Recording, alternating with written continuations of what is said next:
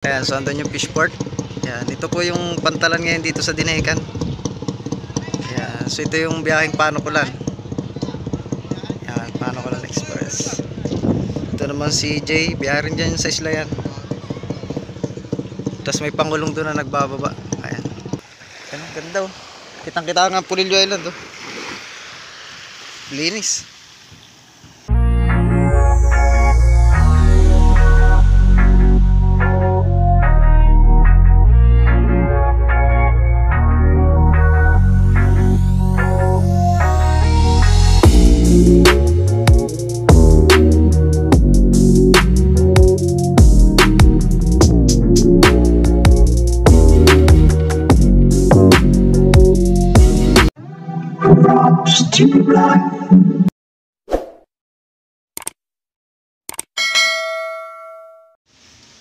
Yan yo, what's up guys? Yan, kitang umaga sa inyo. Kaliligo natin.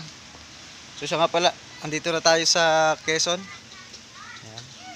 Ilang araw din yung galing tayo ng Subic, Zambales. Yan, so siya nga pala guys, simulan dating namin galing Subic. Dito ang ganda ng panahon, ng init, ayun oh. Parang hindi amihanin. Samantalang ano na ngayon, Disyembre. Dito kasi sa amin guys, basta pumasok yung bare months, ano yan, amihanin na yan kung tawagin. Yung palayang ulan, tapos malakas ang dagat. Eh ngayon, no, ngayon parang summer lang, tingnan nyo. Yan. So, silip sa tabing dagat. Tingnan natin yung dagat. Guys, dito tayo sa tabing dagat. Ayan. So, lantap na lantap, oh. Parang hindi lang amihanin. Oh, normal lang yung dagat. Samantalang guys, pagka amihanin dito sa amin, yung dagat hindi ganyang kakalma. Ano siya? May mga alon na malalaki ang gulong. Tapos kulay brown yung tubig. So ngayon, ang linaw kasi ng dagat oh. Yan. Yan, linaw. Tapos ang linis. Yan, pero may kaunting layak. Ano yung mga layak. Normal yan, layak na yan. Tuwing amihanin talaga, nandyan yung mga yan. Yan ay mawawala yung mga ano pa. February. Yan, wala na yan. Yun talaga kasagsagan ng lantap dito sa amin guys.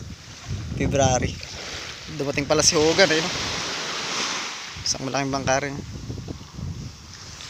So, sa fishport, wala yatang dumating ngayong araw na to. Malamang nasa laot pa yung iba niyan. Kasi sinamantala nila yung lantap. Ayon kasi sa weather, 10 days yung lantap yung gantong panahon dito sa atin. Pero weather yan, so nababago pa yan.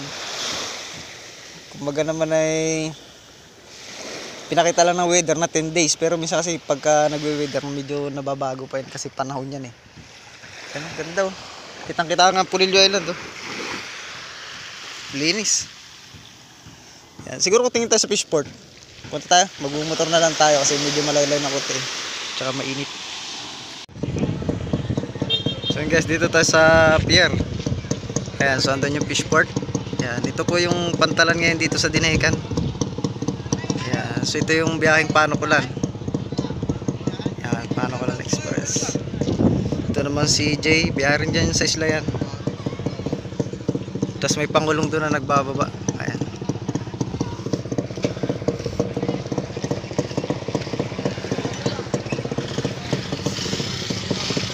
Sakit na mata ko guys, napuwing. Ayan o.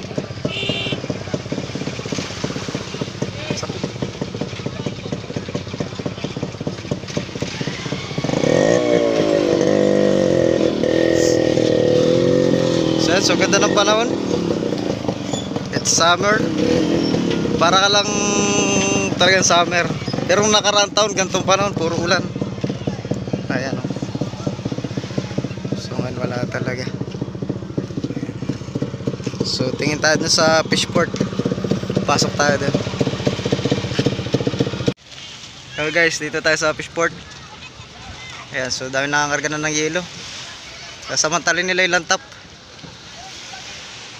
Carlo J pala nakakarga. Ayan, so dumating din yung pupay. Ayan, pangulong. Ayan, so taong pasilip lang.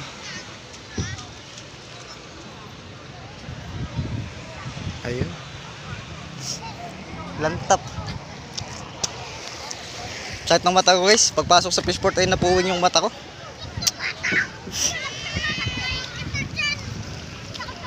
Ayan o.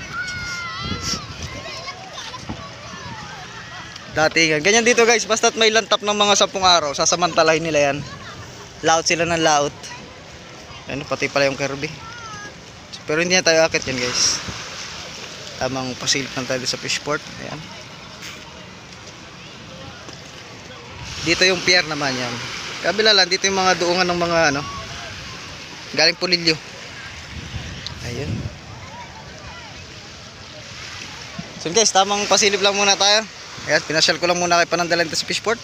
Ayan, so sakit talaga ng mata ko. Napasukan ng insekto. Ayan, so pasensya na. So gamutin ko muna to. So thank you for watching guys.